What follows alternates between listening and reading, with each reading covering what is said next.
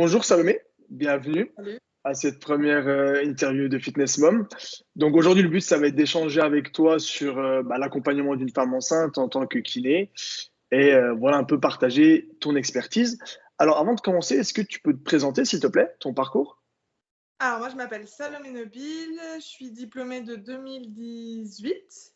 Je me suis rapidement tournée sur le domaine de la périnatalité et de la pédiatrie. J'ai d'abord commencé sur la pédia et puis je me suis rendu compte qu'en fait, j'aimais bien aussi tout ce qui tournait autour de la femme enceinte et en postpartum après avoir accouché. Et du coup, la première formation que j'ai fait, c'est une formation de Pilates. J'ai fait Pilates pré et postpartum, Ok, que j'ai fait quasiment en sortant de mes études. Et après, récemment, j'ai fait une formation sur la course à pied chez la femme enceinte. Enfin, d'accord. abdominopelvienne chez la femme enceinte et en postpartum, avec la clinique du coureur, qui est un organisme de formation qui Ouais, fait pas mal de formations là-dessus. je connais Et très j'en bien, ouais. ai ouais, vraiment chouette. La formation était vraiment hyper chouette. Et j'en ai fait une sur tout ce qui est gymnastique abdominale. Pareil, femme au sens large, mais avec du pré- et postpartum aussi dedans. Ok. Et Voilà. du coup, qu'est-ce qui t'a donné envie de vraiment te focaliser sur ça, sur les femmes enceintes et du coup en postpartum?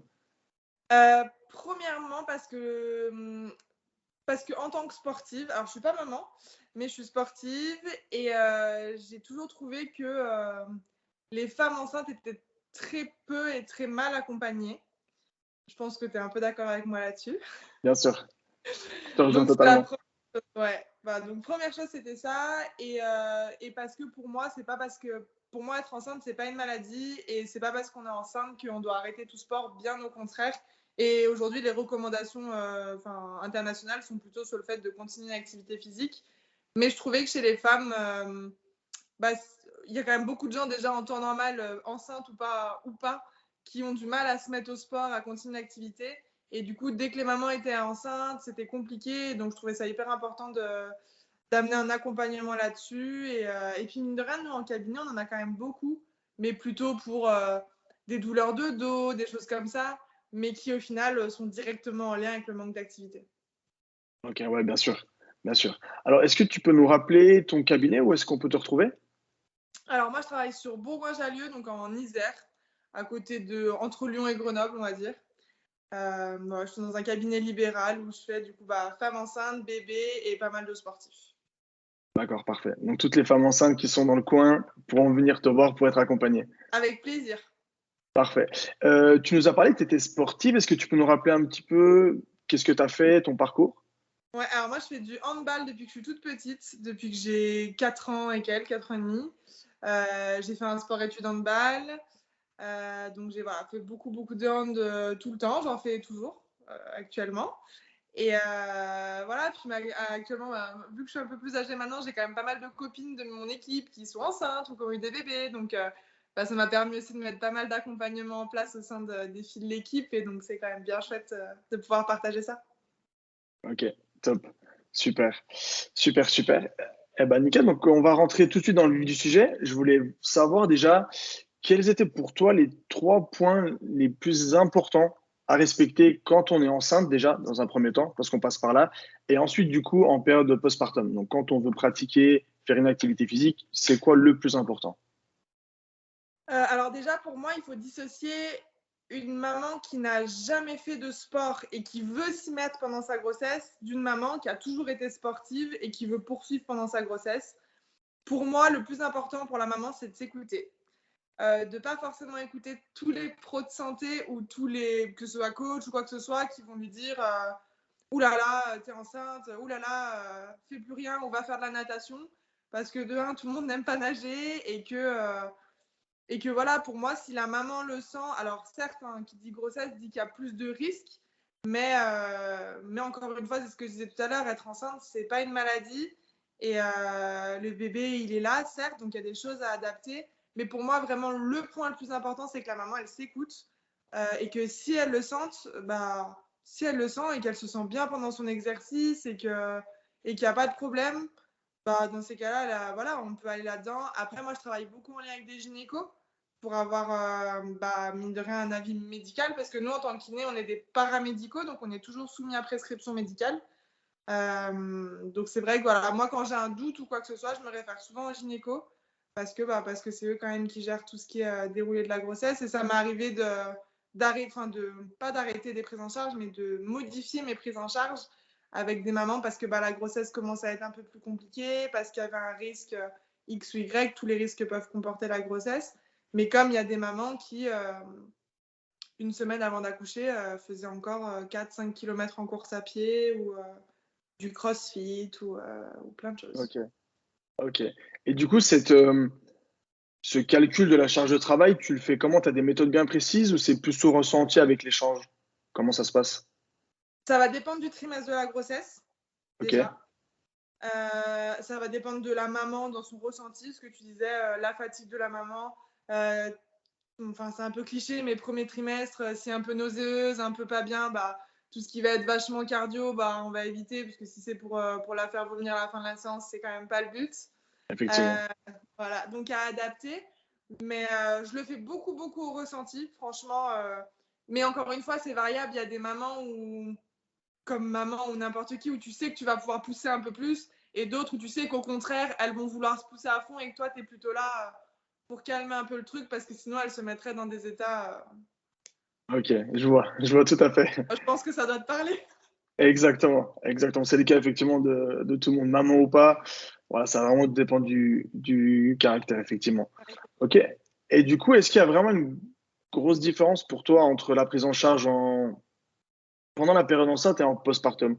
Ou est-ce que finalement les règles à respecter elles sont quasiment similaires? Euh, pour moi, il y a des différences parce que la grossesse aura forcément que ce soit au niveau postural, au niveau hormonal, aura une influence sur le corps de la maman, aura des influences sur tout ce qui est abdos et périnée, ce qui pour moi est du coup hyper important à venir checker en postpartum, juste après l'accouchement. Ça, c'est pareil, nous, on travaille aussi beaucoup en lien avec des sages-femmes. Parce que tout ce qui est rééducation périnéale, c'est autorisé aux kinés et aux sages-femmes. Moi, perso, je suis pas formée en rééducation du périnée. Donc, ça me permet de travailler en lien avec d'autres personnes formées. Et moi, je pratique tout ce qui est rééducation abdominale.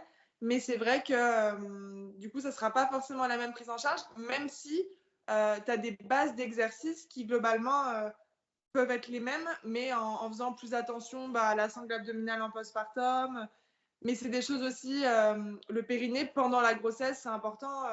Tu as des mamans qui vont avoir des fuites urinaires pendant la grossesse, tu as des mamans qui en auront après, d'autres pas du tout, d'autres, mais c'est des choses qui sont du coup hyper importantes pour le bien-être de la maman et voilà, pour le bon déroulement de la prise en charge. Ok. Et du coup, les séances en période enceinte, elles tournent autour de quoi généralement? Renforcement de la sangle abdominale ou non, quand même, on travaille tout le corps de manière On générale? travaille tout. Ah, on Ok, travaille tout, et franchement, une maman dont la grossesse se passe bien, je vais pas lui dire que je vais pas lui faire de cadeau, mais elle va bosser. Elle va bosser, elle va sortir de d'accord. la séance, elle sera rincée et elle aura fait du cardio. Mais encore une fois, voilà, une maman qui arrive moi à une séance en me disant je suis pas bien, j'ai été nauséeuse ou quoi, ça sera du renfort. Du renfort, pas que sangle abdo, du renfort global parce que quand bébé va arriver, va falloir le porter. Donc, qui dit va falloir le porter, si t'as pas de jambes, tu te fais mal au dos. Si t'as pas de bras, tu te fais mal au dos. Si t'as pas un bon gainage, niveau périnéal, c'est pas bon. Donc, globalement, non, c'est du travail complet avec forcément une prédominance, une importance sur abdominaux et périnée, mais pas que parce que être maman, c'est pas que ça. Et moi, dans les autres formations que j'ai fait, je suis formée en portage bébé. Donc, tu vois, c'est pareil, tout ce qui revient sur porter son bébé derrière, que ce soit, bon, moi, c'est portage en écharpe, mais tout ce qui va être porté dans les bras son bébé, les bonnes postures. Et ça, tu l'as appris avant parce qu'avant, que ce soit avec un kiné ou pas d'ailleurs, parce que avec des coachs ou quoi que ce soit, c'est pareil, c'est des choses qui sont expliquées. Je sais bien que c'est important pour vous aussi. Et pour moi, c'est tout ça de gagner pour après, quoi. Bien sûr. Alors justement, c'était ma question. Est-ce que le fait de travailler avant, pendant la période où les femmes sont enceintes, après quand tu les récupères en postpartum, tu vois que celles qui ont travaillé avant par rapport à celles qui n'ont pas travaillé avant, est-ce que tu vois une différence? Des gens qui reviennent plus vite à un bon état de forme, où elles se sentent bien, où leur corps va bien. Ah ouais, complètement, complètement déjà parce que je pense que Et là, pour le coup, je trouve que souvent, on se dit que tout ce qui est sportive, toutes les mamans qui ont été sportives, ça va aller, nickel, facile et tout. Et en fait, pas forcément parce qu'on a beau être sportive, des fois, la notion de certaines choses sur notre corps, elle n'est pas forcément bonne. Et je trouve que c'est ça qui est hyper important, moi, avant l'accouchement, c'est mettre en place toutes ces images, comprendre son corps, comprendre comment il fonctionne avec tous les changements apportés par la grossesse, que ce soit la modification posturale, la prise de poids, la laxité liée aux hormones, etc. Et à mon sens, moi, c'est hyper important pour moi que mes patientes, elles comprennent ce qu'on fait ensemble et qu'elles comprennent pourquoi on le fait. Parce que pour moi, quelqu'un qui fait et qui ne comprend pas ce qu'il fait, ça ne lui apportera pas complètement tous les bénéfices de ce qu'on voudrait. Et du coup, pour moi, c'est déjà une grosse chose à apporter. C'est déjà, avant d'accoucher, c'est être à l'aise pour son accouchement, préparer le corps de la maman à l'accouchement, préparer voilà, pour qu'elle vive bien son accouchement. Une maman qui a mieux vécu son accouchement, ça serait une maman qui vivra un peu mieux son postpartum aussi. Enfin, du moins, il y a de grandes chances qu'elle vive mieux son postpartum. Et tout ce qu'elle a eu comme information avant sur la récupération, savoir que juste après l'accouchement, il y a déjà des petites choses qu'elle va pouvoir faire, que ce soit au niveau respiration, que ce soit, et ben voilà, c'est du bonus, c'est du plus. Et du coup, pour moi, oui, ça va forcément mieux récupérer parce qu'elle aura eu des infos qui malheureusement ne sont pas données à toutes les mamans et c'est bien dommage. Et exactement, mais comme tu as dit, la grossesse apporte beaucoup de changements au corps et l'accouchement, pareil, c'est pas rien. Et du coup, quand c'est la première fois, effectivement, on peut être un petit peu perdu. Et d'où l'intérêt de s'y prendre en amont et de travailler en amont et d'être préparé, comme tu dis. Ok, super. Est-ce que, alors du coup, tu as dit que tu suivais des sportives, donc des mamans. Est-ce que entre les sportives et les non sportives, alors d'abord les sportives très générales, on va dire, et ensuite les sportives de haut niveau, si tu as eu l'occasion d'en accompagner, est-ce que tu vois une différence, quelque chose à faire différemment? Parce que forcément, le sport de haut niveau apporte des changements aussi au corps. Ou est-ce que globalement, on est quand même sur les mêmes choses? J'ai envie de dire que le fond des choses va être le même. Après, c'est toute une question d'intensité qui sera clairement pas la même, de retour à la performance que tu n'auras pas chez une sportive forcément lambda, parce que une sportive qui veut juste s'entretenir et tout ça, et ce qui est déjà très bien, mais qui ne cherche pas une performance ou quoi que ce soit, ou une sportive qui te dit bah, dans X mois, j'ai une compète hyper importante et il faut que j'y sois, bah, tu n'as pas le même timing, tu n'as pas la même fréquence de séance, tu vas pas passer exactement par les mêmes étapes, mais pour moi, c'est pas le fond à apporter est le même parce qu'elles doivent toutes prendre conscience de leur corps de la même façon. Mais après, derrière, ça sera sur ouais, l'intensité, les difficultés des choses. Une sportive de haut niveau, il y a des exercices qu'elle fera qui sont bien plus compliqués qu'à une patiente qui voudrait juste bah, retrouver voilà, sa qualité de vie d'avant, son petit sport une fois par semaine pour s'entretenir. Forcément, tu gères pas de la même façon, quoi. Ok, bien sûr. Et est-ce que, du coup, avec les sportifs de haut niveau que tu accompagnes, comment, du coup, dans cette période, tu gères un peu le stress? C'est peut-être pas le meilleur mot, mais de dire, bah, je suis obligé de l'entraîner, mais il faut que je fasse attention parce qu'elle a quand même un bébé dans le ventre. Donc, comment est-ce que tu gères ça? Est-ce qu'il y a des méthodes particulières pour les suivre ou pas? Pour Euh, quantifier plutôt? beaucoup de communication parce que je trouve que les mamans sont extrêmement stressées, pas que d'elles-mêmes, stressées par la société, stressées par les médicaux, les non médicaux, tout ce que tu veux, à entendre dire que. Enfin, typiquement, tu vois, moi j'ai une maman qui a accouché depuis et qui est enceinte de son deuxième enfant, qui faisait du crossfit. Qui faisait du crossfit, elle faisait des compétitions, etc. T'imagines bien quand elle a dit à son gynéco qu'elle était enceinte, c'était oula, oula, là, on arrête tout, faut plus rien faire, etc. Et cette maman, si on n'avait pas discuté, adapté les choses et tout, elle aurait sans doute tout arrêté. Mais si elle avait tout arrêté, elle n'aurait pas vécu son premier accouchement aussi bien qu'elle l'a vécu. Elle aurait été psychologiquement pas bien parce que ça aurait été très compliqué pour elle à vivre. Donc pour moi, il y a vraiment une grosse part de communication et de travail sur la partie aussi psychologique, quelque part émotionnelle, où c'est important de bien te sentir dans ton corps pendant ta grossesse parce que sinon ta grossesse, elle se passera pas bien et ton accouchement sera compliqué si tu es pleine de peur au moment où tu arrives à l'accouchement et que toute ta grossesse, tu t'es dit oh, j'ai fait des choses alors qu'on m'avait dit de surtout pas le faire, bah forcément, tu t'es pas hyper à l'aise, quoi. C'est pas à ton max, ouais. Effectivement, ouais. Du coup, Ouais. il y a vraiment une grosse partie psychologie de vraiment mettre à l'aise et de faire comprendre ce que tu fais et de faire prendre conscience du changement du corps. C'est ça? Ouais, vraiment, pour moi, c'est hyper important exactement que tu prennes conscience que tu as un changement. Ah oui, tu as une prise de poids, tu as tout ça, mais comprendre pourquoi, comprendre comment tu peux faire avec et comprendre que, ouais, qu'encore une fois, c'est physiologique et que c'est normal et que. Alors après, pareil, faire comprendre que prendre. Que tu as des moyennes de prise de poids et que, bah, effectivement, si tu as pris 30 kilos pendant ta grossesse, ouais, tu as pris un peu de poids, ouais, effectivement, tu en as pris un peu plus que la norme. Mais que, bah, encore une fois, voilà, bah, on va travailler là-dessus et le but, c'est de pas arriver à ces extrêmes-là, évidemment, hein, mais Bien sûr. justement, pour moi, une maman qui est prise en charge, et là, pour moi, c'est pas forcément kiné, parce que globalement, moi, les prises en charge que j'ai, normalement, moi, je les ai si elles ont eu une plainte ou quelque chose et qu'elles sont allées chez le médecin, que le médecin leur a fait une ordonnance, etc. Et si on part du domaine extra-sportif, parce qu'au niveau sportif, évidemment, vu que je suis au niveau des équipes, c'est différent, mais quelqu'un de lambda, moi, ne me voit pas s'il n'a pas dit à son médecin ou quoi que ce soit qu'il avait des douleurs quelque part.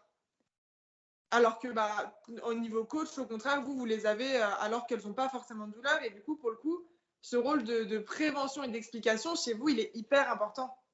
Effectivement, ouais. Effectivement. Et, du coup, toi, tu conseillerais quand même d'aller de plus s'orienter pour une femme qui est enceinte, de plus s'orienter vers un coach ou vers une kiné qui est spécialisée comme toi? Ou les deux finalement, ou est-ce que c'est selon le besoin? Bah, logiquement, je te dirais que c'est selon le besoin, dans le sens où moi, je ne suis pas censée voir quelqu'un qui n'est pas douloureux, bien que, encore une fois, c'est de la théorie, parce que des gens qui sont pas douloureux et qui sont enceintes, j'en vois plein, parce qu'au final, étant spécialisée là-dedans, les gens reviennent vers moi. Mais Bien sûr.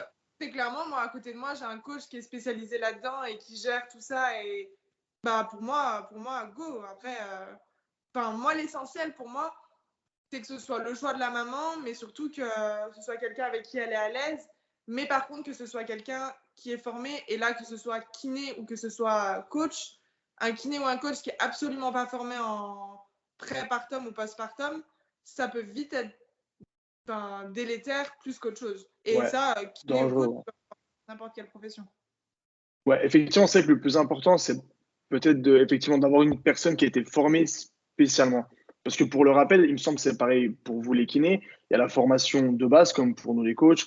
Nous, on peut avoir un BPGEPS, une licence en STAPS, un master en STAPS. Et finalement, c'est des cursus basiques, on va dire. Et c'est à nous après d'aller chercher des formations bien spécifiques selon le public.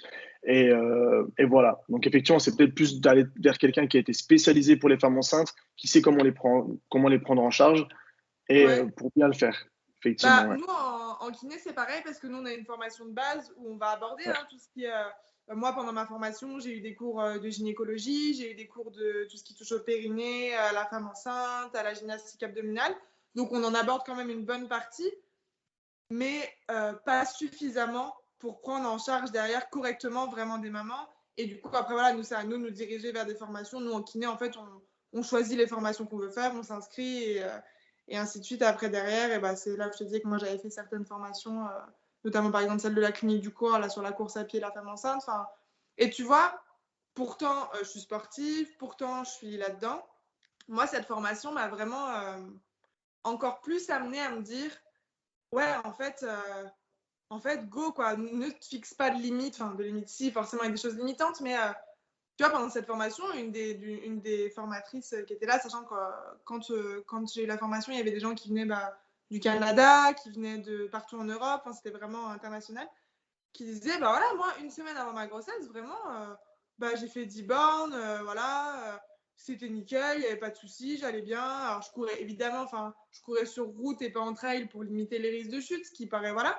Mais, elle était bien, elle allait bien et voilà, alors que je pense qu'aujourd'hui encore, plus de 60% des médicaux ou des paramédicaux te diront d'arrêter de courir quand tu es enceinte. Ouais, c'est vrai, mais je pense beaucoup que le cas de beaucoup que ce soit le personnel santé ou même ceux qui sont voilà, paramédicales, comme tu as dit, euh, les gens ont peur en fait. Ont peur de dire, bah oui, fais de la course à pied parce que si ça se passe mal, bah ça va entre guillemets le retomber dessus. Et c'est d'où l'importance d'être suivi, je pense, d'avoir quelqu'un qui, semaine par semaine ou séance par semaine, peu importe la fréquence, va dire, bah, ok, là, on va un peu plus faire attention à ça, là, un peu plus à ça, etc. Elle va guider, en fait, les femmes qui sont enceintes. Parce que c'est vrai que la grossesse n'est pas la même pour tout le monde ne Ouais, part pas du même point de départ. Je pense qu'il y a ça aussi qui est important. Je sais ouais. pas si tu me rejoins. Ah Donc, ouais. ouais. Donc voilà, ouais. Top. Super. J'avais une question, du coup, donc pour continuer dans la même lancée, est-ce que tu vois une différence entre les femmes qui ont eu une césarienne et les femmes qui n'en ont pas eu? Est-ce que la rééducation, elle est la même? Est-ce que la prise en charge postpartum est la même? Ou est-ce que finalement, non? Alors, de différence, oui, parce que moi, en tant que kiné, déjà, au niveau cicatriciel, c'est différent. Je vais avoir des choses à faire en plus chez une maman qui a eu une césarienne. Par contre, ce que je retrouve très souvent, c'est des mamans qui pensent que, vu qu'elles ont eu une césarienne, n'ont pas besoin de rééducation périnéale ou abdominale. Parce que le bébé n'est pas sorti par voie naturelle et donc elles pensent que, au niveau périnée notamment, tout est OK. Alors qu'il y a quand même eu 9 mois de grossesse, il y a quand même eu plein de modifications. Et donc, moi, ce que je retrouve vraiment souvent au final, c'est plus ça, c'est plus ces mamans qui me disent oh, ben non, non, mais moi j'ai accouché par césarienne, donc c'est OK. Ah non, c'est pas OK, c'est comme les autres, il y a quand même eu la grossesse. Mais après, donc, sur une maman qui a une césarienne, il va y avoir des choses auxquelles il faut faire attention parce que du coup, qui dit césarienne dit geste chirurgical au niveau abdominal quand même, etc. Euh, mais sinon, le fond des choses, entre guillemets, la prise en charge, le type de prise en charge va être globalement la même chose. Ok, ok. Et du coup, dans la prise en charge en amont, est-ce que tu vois du coup un lien entre les femmes qui ont pas fait certaines choses et qui du coup s'orientent vers une césarienne, ou est-ce que pas du tout, il n'y a pas vraiment de lien, c'est vraiment Pas, très personnel? Pas du tout? pas du tout, pas du tout. Tu peux avoir vraiment des grossesses qui se sont déroulées à merveille, des mamans qui arrivent à leur accouchement pas du tout stressées, hyper à l'aise avec l'accouchement, qui ont décidé d'accoucher sans péridurale. Enfin, tu vois, tu peux avoir vraiment. Et qui pourtant se retrouvent à devoir avoir une césarienne d'urgence parce que X ou Y raison, le cœur du bébé va un peu. Enfin, voilà, plein de raisons possibles. Et comme tu as des mamans, j'ai eu des mamans, des grossesses peu suivies. Des grossesses avec des énormes prises de poids, des grossesses avec du diabète gestationnel, et qui au final ont eu des super bonnes récupérations. Je pense que ça, c'est vraiment individuel. Et en tout cas, ce qui est sûr, c'est que césarienne ou pas césarienne, il n'y a aucune influence de ce qui a été fait avant. Pour le coup, ça, c'est Ok, comment ton corps, comment ça se déclenche au niveau de l'accouchement, le temps que tu mets par rapport à la dilatation. Et ça, on ne peut pas l'anticiper. Mais par contre, ça fait partie de notre rôle de notre rôle, de ceux des sages-femmes et tout ça, de prévenir la maman. C'est hyper important qu'une maman sache que oui, dans son idéal à elle, son accouchement va se passer comme ça. Dans son idéal, elle n'aura pas de césarienne. Dans son idéal, elle aimerait accoucher avec péridurale. Mais que potentiellement, ça ne se passera pas forcément comme ça. Mais c'est pas pour autant que ça va mal se passer. C'est pas parce qu'on avait prévu que voilà, je serai à ce moment-là, voilà, on me posera ma péridurale et que finalement bébé arrive un peu vite, on peut pas avoir la péri, on accouche sans péri, c'est pas grave, c'est pas pour autant que ça va mal se passer, mais c'est encore une fois la communication en amont, pardon, qui est hyper importante parce que pour aborder sereinement son accouchement, il faut s'être préparé à toute éventualité. ok. Du coup, c'est les discussions que toi, tu as avec les mamans en amont quand tu les prépares. Ok, Ouais, et qui top. aussi normalement ont lieu avec les sages-femmes lors des séances de préparation à l'accouchement. Après, toutes Ok, les mamans n'en font pas, donc dans tous les cas, je pense que tout ce qui est, peu importe par qui c'est amené, tout ce qui est amené est super bon à prendre pour la maman et tant que c'est pour voilà pour qu'elle se sente bien et que ça se passe bien. c'est que du positif, quoi. Ok. Ouais. Quelles sont les problématiques les plus récurrentes que tu as rencontrées du coup avant l'accouchement et après l'accouchement? Ce qui revient vraiment très souvent. Euh, Avant l'accouchement, le premier trimestre, très souvent, il y a des petits soucis avec tout ce qui est nausée, fatigue, mais bon, encore une fois, c'est adaptable, tu t'adaptes et tu gères des exercices différents pour que tu puisses faire quelque chose qui soit en adéquation avec l'état de la maman. Après, avant l'accouchement, il y a rarement des choses qui. Si, après, si c'est. Si, parce qu'il y a des grossesses pathologiques où là, il y a des mamans qui doivent être alitées, à qui, forcément, là, c'est plus compliqué. Même si une maman alitée, tu peux toujours lui apporter quelques clés pour faire des choses à la maison, quand bien même elle est alitée. même si évidemment c'est quand même beaucoup plus compliqué. Et ces mamans Forcément. alitées, entre guillemets, c'est pas du tout ce qui est primordial pour elles à ce moment-là, c'est que voilà, c'est de mener leur grossesse à terme, d'arriver à accoucher d'un bébé pas trop tôt. Et donc là, j'ai envie de te dire qu'on passe au second plan et que c'est bien normal. Et après, en postpartum, bah, sur des accouchements qui ne sont pas forcément très bien passés, tu peux avoir quand même des gros dégâts au niveau périnée. Tu peux avoir un diastasis au niveau abdominal, donc c'est un écartement au niveau des abdos qui est complètement physiologique pendant la grossesse, mais qui des fois met un peu plus de temps à revenir à la normale. Et c'est pour ça aussi que du coup, c'est hyper important de checker correctement au niveau abdos. Et c'est ce que je dis aussi souvent par rapport à tout ce qui est coaching, etc.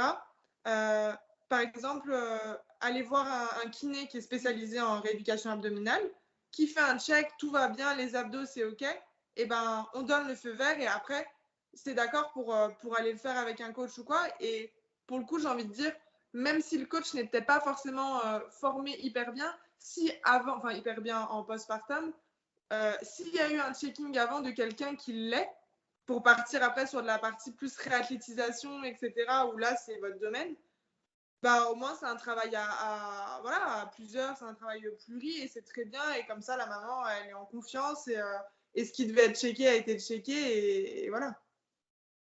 Alors, je te rejoins totalement. Effectivement, nous, par exemple, à Fitness Mom, on ne prend pas en charge avant que la rééducation du périnée soit faite.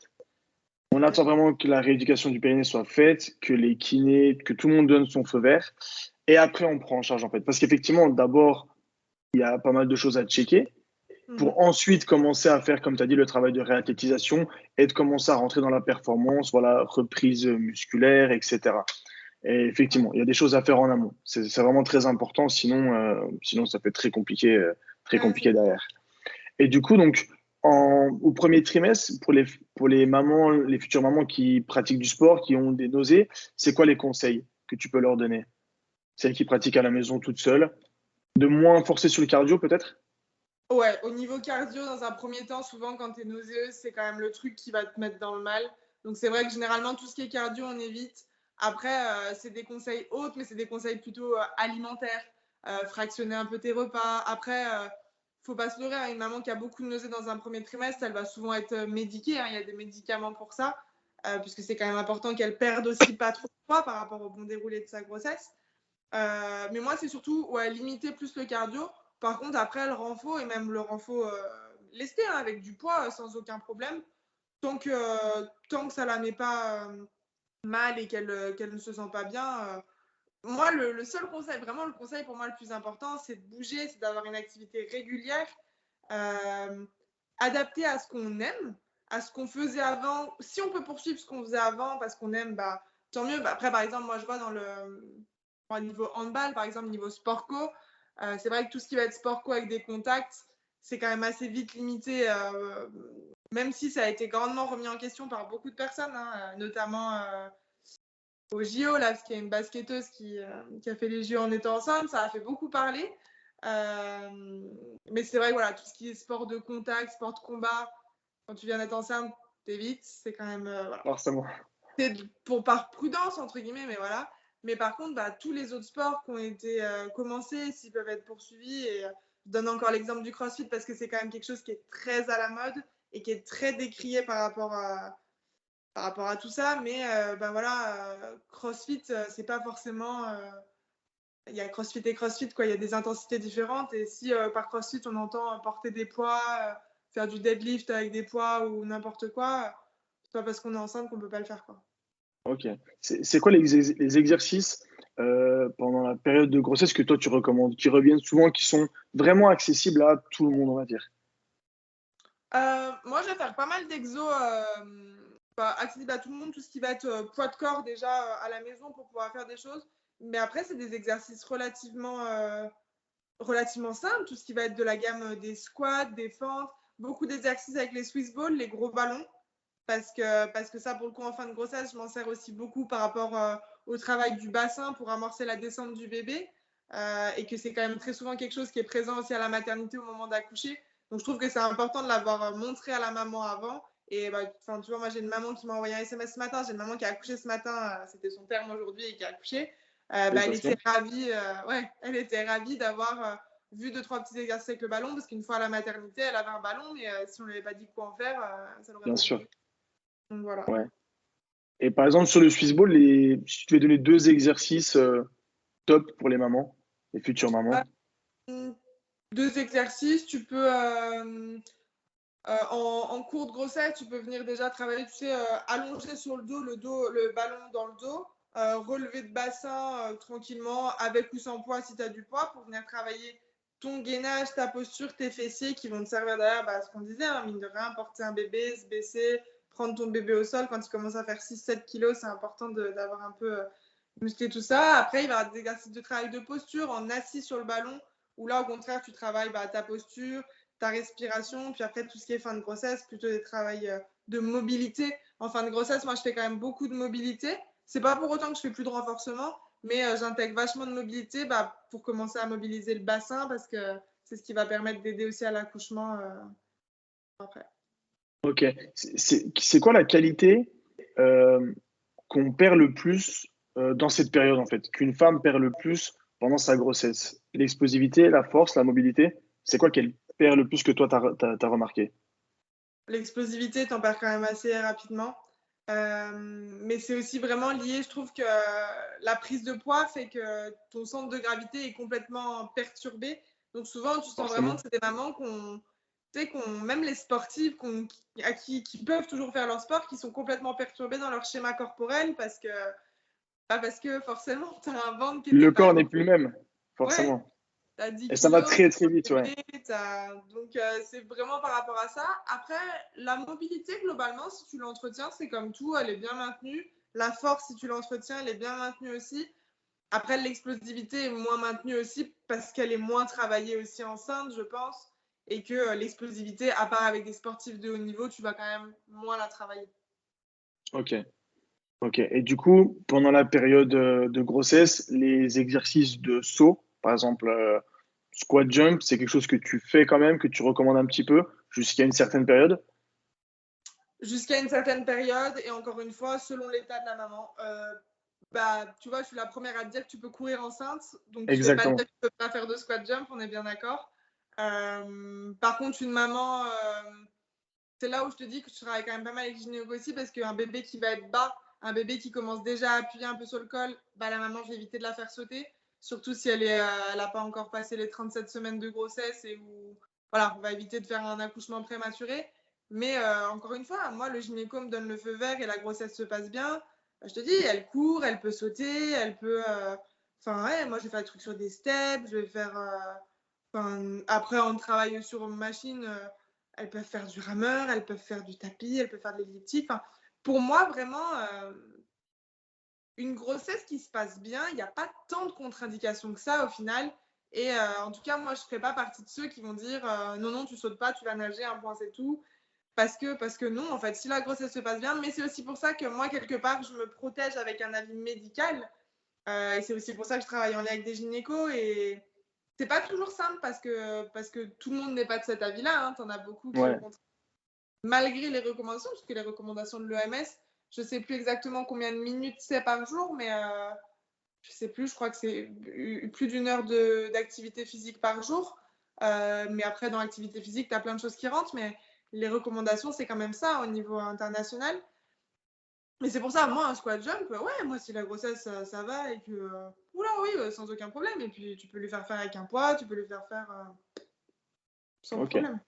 Top. Donc finalement, le plus important, c'est la personnalisation et l'accompagnement, en fait. Ah bah ça, de toute façon, je pense que ce soit en kiné ou en coaching, et pour des mamans enceintes ou pas enceintes, c'est le plus important. Effectivement, ouais. Ouais, effectivement, c'est vraiment le plus important. Parfait. Il y a quelque chose qu'on a oublié selon toi? On va passer à la conclusion. Est-ce que tu voulais rajouter quelque chose? Bah non, je pense qu'on a déjà pas mal fait le tour. Hein. Ouais, on a fait le tour. Ok, super. En tout cas, merci beaucoup Avec pour plaisir. tout cet échange, pour les mamans qui vont nous écouter. Et bah, c'est top. On te remercie, merci beaucoup. Et pour celles qui Avec veulent te plaisir. retrouver, du coup, elles savent où te trouver. Bah c'est cool. Parfait. Eh ben, Avec merci beaucoup, Salomé. À bientôt. À bientôt.